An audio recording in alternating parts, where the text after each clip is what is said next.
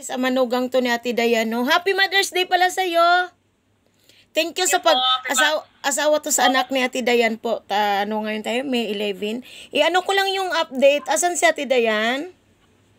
Oy, ate, nakauwi ka na talaga sa bahay. Oh, mahina na ang ate ko. Ate, mahina. Happy Mother's Day, ate ko. Ang hina. Mahina. Juliet. Mahina Kilala mo, na. nakikita. Ang hina na niya.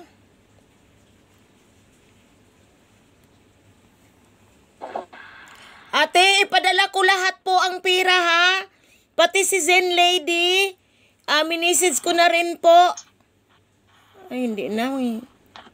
Sakit sa dibdib, Happy Mother's Day, ate ko. Day, ano nga to pangalan mo, Day? Hello po. Di ba asawa ka ni Jeffrey? Magpasalamat lang din ako sa iyo. Andyan na yung mami ninyo ngayon. So, ang Diyos na lang pong bahala. At least talagang naalagaan ninyo siya kahit papaano, no? Kung ano man yung mga hindi pagkakaintindihan, magpatawaran na lang po. Kasi hindi talaga natin alam kung anong takbo ng buhay. Nakikita ko ngayong sitwasyon natin, Dayan, lalong mahina na siya. Kaya, pagpatawad na lang po ang kasi kaming mga magulang malayo sa mga anak. Dahil din naman sa mga anak, ikaw isang magulang ka na rin po. Kaya sana ang pagpatawad. Kasi hindi ko makalimutan ang inano natin Dayan sa akin na lagi niyang pinagpasalamat sa akin. Ang dami daw nag-contact kay Jeff. Hindi daw talaga na ni Jeff ang mga message, pero pagdating sa akin napalambot ko daw ang puso ng anak niya. Kaya baunin daw niya yan hanggang kamatayan niya yung nagawa kong ganun. Sabi ko, ate, okay lang yun kasi naging ina ako, naging anak. Actually, wala po talaga siyang na-receive na message, kundi yung message yung po. Tapos, nagsabi lang po sa amin noon, sabi po, yung nga po, yung nakita daw po yung message nyo, tapos nag-message din po yung isa, yung si ate, yung si Pabuanga, akala niyo po kasi hindi niyo pa na-contact si mami. Wala naman po talaga sa kanya. Kumbaga, siya talaga yung lumayo na sa akin. Kasi, hindi na naman namin, kasi sanay naman na po kami sa kanya na pag galit siya. Sige lang po, andyan na yan, no? Focus mo nga yung si Ate Dayan kasi marami pa rin nagtatanong ng update sa kanya. Talagang ang hina, iba yung andito siya. Kasi lagi niyang sinasabi dito nga, nak, iuwi mo na ako, nak. Iba yung nag-asikaso ng mga papers niya, yung mga taga-Sayaw, Kuwait. Ay. Kasi po, kahapon po kasi, kaya tawag din kami ng tawag dun nasa trabaho po talaga ako kahapon, nakasama niya po si Jeff sa ospital. Kaya, kinausap na lang po kasi talaga siya ng doktor. Kaya sabi ko sa kanya, bago ka mag-desisyon, tanungin mo muna yung mga kapatid niya kasi para alam. Ngayon po, hindi nga po makontak kahit isa sa kanila. Tapos kanina lang din po sila nakatawag. Pero nag-decide po sila mag-ina kahapon kasi nagsasalita pa po si mami kahapon bago umuwi. Siguro po, sabi ko nga, kasi nung dumating siya galing Kuwait, di daw po makausap din. Hinahawakan lang yung kamay ni Jeff. Tapos nung mga kagabi daw po, nung nagtatanong yung doktor na, naririnig niya po siguro na uuwi ganyan. Bigla na lang daw, parang okay naman daw po siya sa Megla. Tapos nung pagdating po sa bahay, ganun na siya ulit. Tahimik na siya ulit. Tungungot lang, tapos pagdating ko ang gabi, niyakap niya lang ako, sabi ko. Tapos umiyak siya, sabi niya, ang tagal mo. Sabi ko, wag kang iiyak. Sabi niya, pagod na ako na. Sabi niya, gano'n. Kasi hindi siya makaupo, hindi siya makatayo. Bedridden po talaga si Ate Dayan. Yung andito nga yan siya, syempre mag-isa lang siya sa hospital. Na, kailan mo ako puntahan dito? Kailan mo ako dito? Halika na dito. Sabi ko, hindi ako naghihindi sa kanya. Basta may time ako, pupuntahan kita dyan. Ay, sige lang. Sabi nga po ni Ate, bakit daw po inuwi kasi dapat daw po nasa ospital. Sabi ko po, tinambong po kasi kami basta nag-decide na gusto lang namin siyang iuwi. Una-una, kinausap naman po kami ng doktor. pinaliwanag na po ng doktor. Pangalawa po, si mami din po, gusto na din po niya umuwi. Sabi niya, uwi na. Sabi ko nga po kay Jeff kahapon, wag na muna, dyan muna. Sinasabihan ko pa nga po silang dalawa. Tapos sabi po ni Jeff, wala, ayaw papigil, nagagalit pa nga doon si mami kasi gusto na nga umuwi. Kaya ayun po, kagabi po, at gabi na, umuwi sila. Pero yun lang ang para sa akin, ang pinaka the best gift talaga, no, na na kahit papaano kung ano mang mangyari, andyan si Ate Dayan talaga sa inyo mismo. Sa inyo mismo talaga na anak niya at ikaw manugang niya. Kasi sa totoo lang, diretso yan siya uwi doon sa Zamboanga sa kapatid niya. Kanya po, dapat ganun po yung balak na. Nandun siya, papadiretso siya daw kaya ano, sabi nga po na hindi na daw sa mag-aawa. Hindi po kasi flat. Pupunta siya doon siya, tapos susunod po kami. Pupunta namin siya. Ganun nga yun. Kaya lang, po talaga kaya kasi.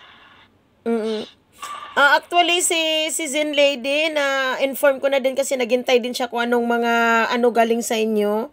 Nasa work pa siya, hindi naman niya dala-dala yung pera. Ipadala na rin niya yon at saka yung pirang natira sa akin dito.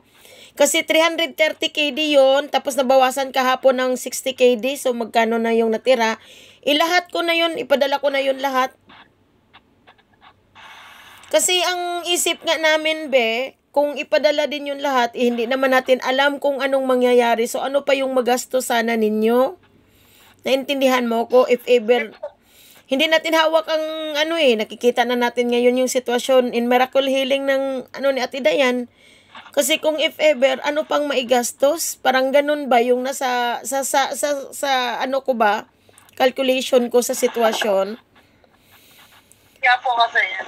Yung kasi sa mga nakareseta po sa kanya. Hindi pa rin po talaga.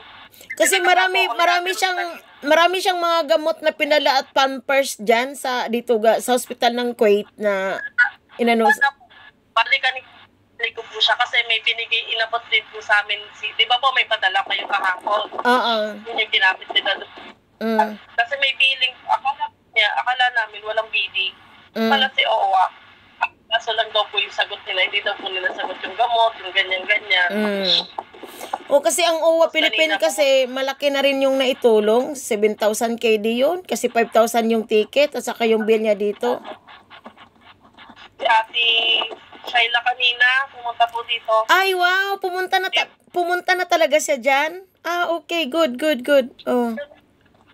So, niya nga po ako binisa natin si Mami, kasi sabi nga niya, alam niya, nakita niya po talagang hindi kaya na isa lang ang mag-aano. Ayan.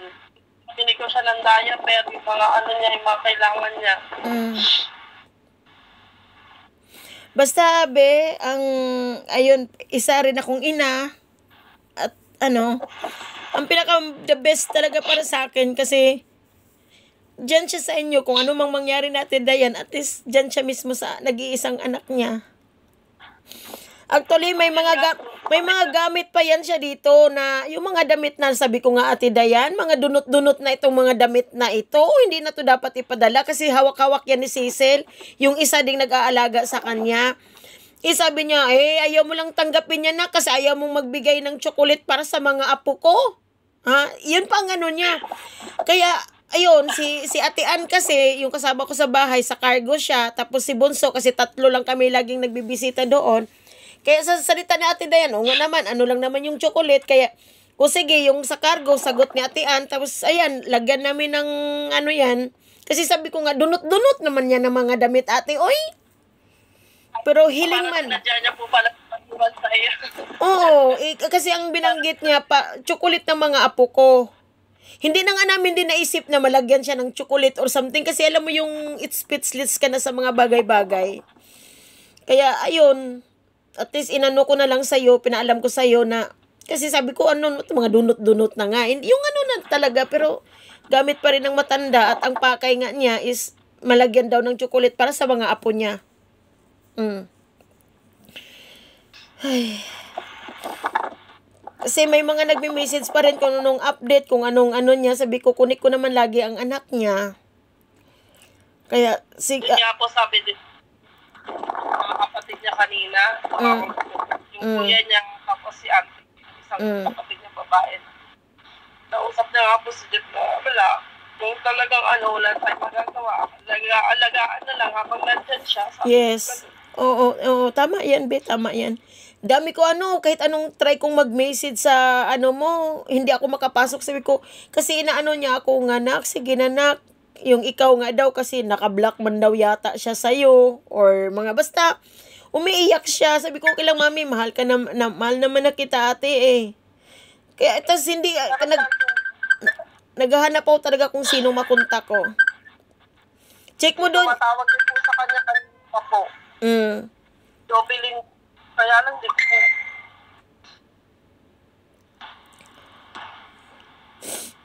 Andyan yung kinukuha nga po kanina yung pin niya. Pinapo-open yung cellphone. Eh, hindi naman po namin ma-open kasi para may daw po yung number niya. As in, anda?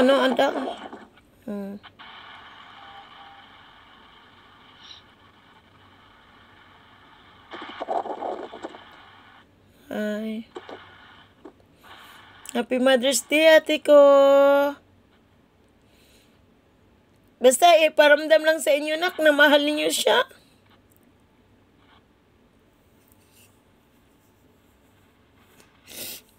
Wala na talaga may Kasi nga po nalingat siya bigla. Tapos bigla hinawakan yung kamay. Kasi nasa tabi niya po ako yung nasa tabi niya. Tapos nalingat po siya. Talaga siya tinutulugan. Tapos niyapos niya ako. Sabi ko, may mainit, lalo kang pagpapawisan. Tinitigan niya lang ako. Tapos nakayapos niya ako. Gusto niya napasin niya. Kala ko na paano siya. Bakit? Sakit? Ha? Ano yun eh? Ang ano ko nga, kasi sabi ko, hindi ko man lang nagawa yan sa mama ko. Nagkasakit ang mama ko hanggang namatay. Pero kaya tinaya nagawa ko.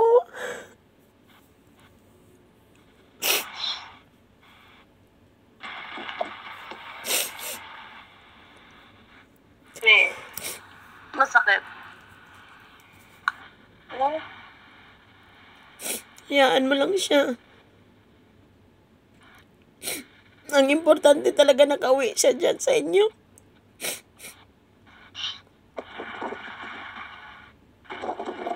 Kasi ang sakit isipin, sabi ko nga yung hindi ako makatulog dito kasi sabi ko kung ano-anong mangyayari natin, Dayan, kawawa naman, mag-isa lang siya sa ospital. Nung nag-aasikaso din po yung anak niya kasi biglaan nga po yung dating. Pagapon po kasi kinokontak namin yung sa OWA. Mula po ng umaga, hindi namin makontak nung sinabi na tuloy yung flight. Sabi ko, paano na yan? Tapos nung tumawag po sa kanya gabi na, kaya mag-isa din po yung anak, nasa trabaho po ako. Sabi nga po nung anak, may sakit din po kasi yung anak niya, diabetic din po yun. Yun nga daw, oo. Lang Buti ngayon, di opo pala ngayon? Nagpaalam lang po ako sa boss ko. Sabi ko nga po, sikasuhin ko muna. Kaya nag-absent ako ngayon. Dapat po hanggang bukas sana, kaya lang wala daw pong duty. Pero yung hipag po ni Daddy, binilin ko po sa kanya na kung silipin niya dito si Mami muna kasi alam po nilang papasok ako. Hindi naman po kasi pwedeng hindi ako pumasok gawa ng... Oo. Yun lang din po yung nagsusunod namin sa daily needs namin sa mga bata po. Yun lang po talaga inasahan namin yung sinasakot ko buwan-buwan.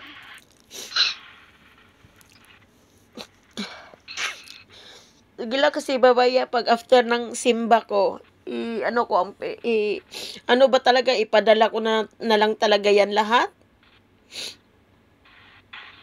So, bibilin po kasi namin yung nakalistang nakaresetang gamot ng doktor sa kanya. Mga, 6 na klase po ng gamot. Mga antibiotic, mga pain reliever, ganun po siya. Yung para po sa sakit niya.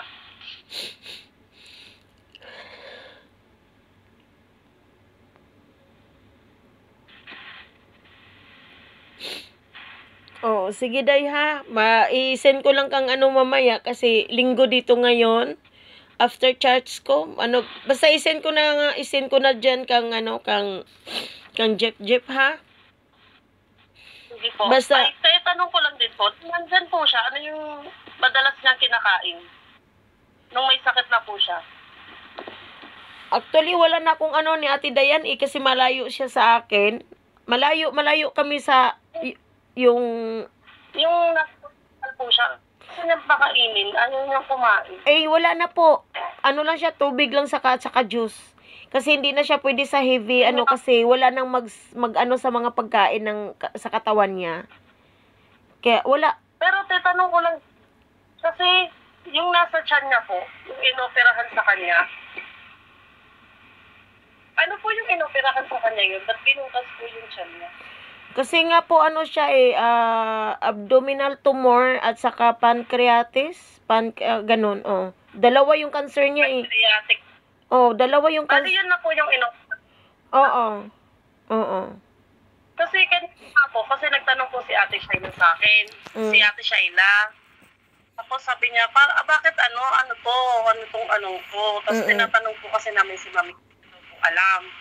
Binasa po namin yung records. Sabi nga po ni Ate Shaila, hindi naman yun sa pancreatic ang inoperahan. Wala daw pong nakalagay. Ano yun? Sa abdominal tumor niya? Bali yung sa pancreas niya po, hindi po talaga siya nagalaw. Oo, kasi operahan siya uli about sa pancreas niya, pero hindi na pumayag sa Ate Dayan. Ayaw na niya, gusto na niyang Kasi, umuwi dyan sa Pinas.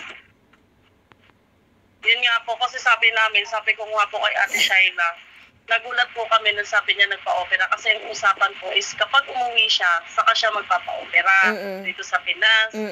Nga po, delikado. Dahil pa naman po, sinabihan na siya na pag nagpa-opera siya, 50-50.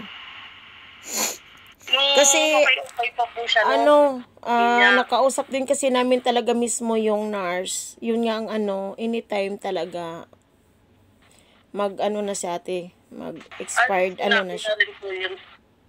Kaya mas na ako mismo at saka yung si Bunso, yung alam natin na yan, yung si Bunso, yung lagi kong kasama sa ospital, na kinausap namin yung nurse kung ano bang kalagayan niya. Yun talaga ang sinabi sa amin. Kaya lalo akong nag-alala kasi ikaw ba naman yung hindi natin alam yung bawat segundo tapos mag-isa lang siya diyan sa hospital kaya lalo akong yung hindi ako makatulog kasi ako doon ako matulog kung pwede hindi naman pwede ako doon matulog kasi sabi ko kawawa naman kasi alam mo yung words na anytime she gonna be expired, so parang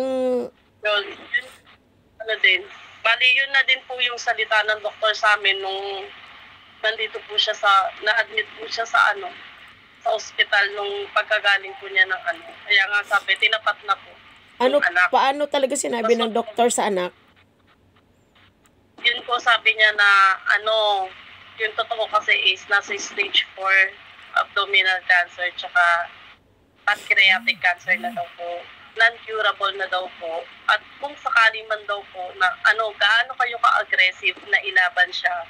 Kasi kung ilalaban niyo siya, tutubuhin natin siya. Pero yung risk na yun, walang kasiguraduhan kasi nga daw po, bumibigay na daw po yung katawan ni Mami. Hindi na daw po kakayanin ni Mami ang gamutan, lalo na daw po yung mga test, yung mga lab test, hindi na rin daw po kaya kasi nawawala na daw po sa wisyo si Mami. Yun po yung salita ng doktor. Kaya tinanong yung anak, hindi ka, i-risk niyo yung buhay niya, papatubuhan niyo siya dito, o iuwi niyo doon na sa bahay. Parang yun na nga po, yung yung pagsalita pa nga po, magpapahinga. Sabi ko sa asawa, magpapahinga? Sabi, yun na yung sabi niya po Sabi ko, bakit, di ba kala ko nagsasalita na, kala ko naging kampante pa po kami kagabi kasi sabi niya, gustong-gusto na niya umuwi, ganyan, nagsalita daw siya. Tapos ang pagdating ko po, wala, di na siya nakatayo, siya nakasalita na. Sabi ko nga kay Jeff, parang siguro pinakita niya lang sa doktor na, ay okay ako para pauwiin siya. Kasi yun po yung pinagpilian talaga. Tapos sinabihan ko din po, paalam sa mga kapatid. Pero hindi po namin makontak. Kaya sabi, ang dami rin po nagsabi na mas mahihirapan daw po yung si mami tsaka yung katawan niya pag pumayag kami dun sa... Kasi para magiging life support na niya pero wala daw po kasiguraduhan. Mahihirapan na daw po siya. Kaya sabi po ni Jeff, hindi, yung uwi ko na lang siya para makasama ko at nakakausap ko pa kahit paano. Sabi po niya gano'n. Tapos kanina naman po, nung tumawag mga kapatid niya, naintindihan naman po yung ano niya na wala naman po sinabi na, oy, bakit ganyan. Sabi naman po, habang alagaan na lang, wala tayong magagawa, yun na daw po talaga siguro. Kasi parang noon pa daw po, tanggap na daw po ng mga kapatid niya dahil nakikita daw po na nahihirapan talaga siya. Ayun. Ayun nga, sabi ko nga po kay Jeff, nakasal na yung loob kasi, yun nga, syempre, ilang araw na din po kasi tameme nung bago pa po umuwi si mami. Sabi ko nga baka mamaya ikaw naman yung bumigay kasi bawal din po sa kanya yung sobrang stress. Bago po kasi, last month po kasi, sunod-sunod po siya nagkakasakit talaga din. Yung galing balik-balik din po sa sakit.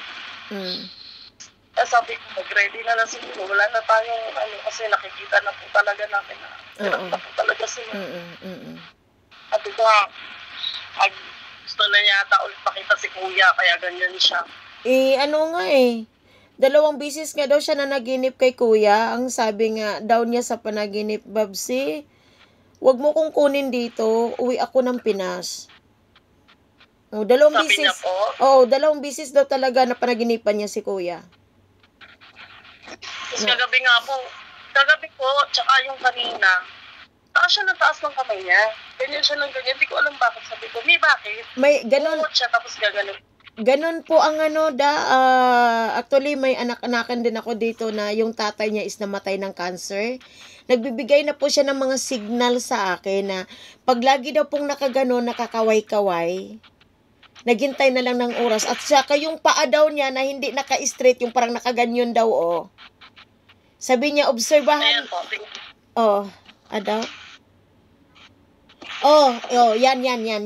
Ganyan. Yes, yan. Ganyan daw ang paa, tapos laging nakakaway, kasi yung tatay nga niya, naging cancer, din. Yun ang sabi niya, basta nay, ipaano ninyo kung lagi siyang nakaganyan, nakakaway-kaway na parang inaangat yung kamay. Yan na po yun. Kung baga, naghihintay na lang siya talaga ng kung hanggang saan. Tapos yan pa, ganyan. Tama talagang sinabi niya. Yun ang niya sa akin. Tapos pag aalis ako sa tabi niya kasi nagsisiyara ako kasi sinisilip ko yung mga bata. Puungot siya. Sabi ko, bakit Ning? Kasakuwatan niya ako. Ayaw niyang mawala ka sa tabi niya. Magdamag po kagabi. Katabi ko po, nasa tabi niya po talaga ako. Halos umaga na rin po ako nakaidlip. Yung nakatulog siya, biglang po ako nakatulog. Tapos yun nga po, madaling araw po yun na tinataas na yung kamay niya. Tapos umuungot siya. Sabi ko, bakit Ning? Hindi masakit? Susuka ka? Wala daw. Tapos pikit siya ulit. Tapos niyapos niya po ako bigla. Yun po, ganun siya. Tapos kanina, nangyari na naman yun. Umungot na naman siya. Gumanon siya. Tapos sininok pa nga po siya kanina. Naalala ko po tuloy yung panganay ko kasi noon na hospital po yun. Sininok siya ng 3 beses na cardiac arrest. Yung baby po. Kaya natakot ako kanina. Sinok po ng tubig. Ayan, ganyan lang po siya. Sige lang. Wala na ta. Tulog na lang siya ng tulog. Pero ang niya yan, pagod siya, pero naririnig niya tayo. Niya tayo. Sige, Bino. Nakikinig po siya. Taos puso akong magpasalamat at para sa akin, napaka-bless kasi yung ni Ate Diana, yung sama ng loob niya talaga is andyan ngayon Tapos naging kumbaga at the end of the story, naging okay kayo bilang manugang at anak. Yan yung hindi yung mas malaki po yung pasasalamat namin sa inyo kasi inalagaan niyo po talaga si Mami dyan. Hindi niyo po talaga pinabayaan. Kaya salamat po talaga sobra. Hanggang sa huli, hindi niyo po siya pinabayaan. Kasi ang maalala ko lang kasi yun na nga, magkasama kami sa trabaho niyan. Siyempre, isa lang ang anak niya, si Jeff, tapos wala siyang anak babae. Yan lagi niyang sinasabi niya sa akin, na anak, talagang tawag niyan. Dinadalhan niya ako ng pagkain, na huwag kang magbaon, dalhan kita ng pagkain. Minsan bigyan niya ako ng pera. Nako, pangdagdag mo kung anong gusto. Anak, yung ituro niya sa akin ba? So, paano ko siya bibitawan? Paano ko siya yan? Kaya nga po dati, sinasabihan namin siya dati kasi sobrang tigas po talaga ng ulo niya. Pag naipilit niya. Pag gusto niya. Ganyan po siya. Kaya doon sila lagi nag-aaway mag-ina na gusto niya, ipipilit niya. Tapos si Jeff naman po, hindi naman po talaga ganun si Jeff. Kaya hindi niya nakakausap po nung mga dati. Kasi pag mag-uusap sila, nagsasabong. Alam niyo po yung lagi niya kinakagalitan kasi yung anak niya na pero mamumura niya. Ikaw, ganyan. Eh yung anak ko, sabi, marami din pong iniisip. Kaya sabi niya, iniiwasan na lang niya na magsagutan sila mag-ina. Kaya gagawin niya, iiwas siya na minsan pagkakausapin niya, pag nakakumusta na siya, pag nakita niya okay na, natawagan mo na siya, okay naman. Kasi, ba't pinatay mo agad? Naano nga ako kasi yung nakausap ko na si Jeff, kung mabait man na bata to Yung maano mo talaga sa kanya, mabait man to. Maano mo rin sa kanya. Paano lang po talaga yan? Kumbaga, yung mga time na sinasabi niya, hindi siya laging tinatawagan ni Jeff na ganyan, nakala niya galit sa kanya. Hindi po kasi, umiiwas po kasi, magkakamustahan sila. Tapos ayan na, magagalit na si mami, magtitrigger na yun. Ikaw, ganyan. Tapos ang gagawin ng anak, papatayin na niya. Tapos wala pa pong cellphone din kasi po. Kaya sasabihin niya na, nagusto niya kayo ng mami. Okay naman siya, Tapos, wala na. Pinataya ko na kasi, nag-aaway na naman at pinapagalitan na naman niya. Yun yung iniiwasan ni Jeff kasi baka maano.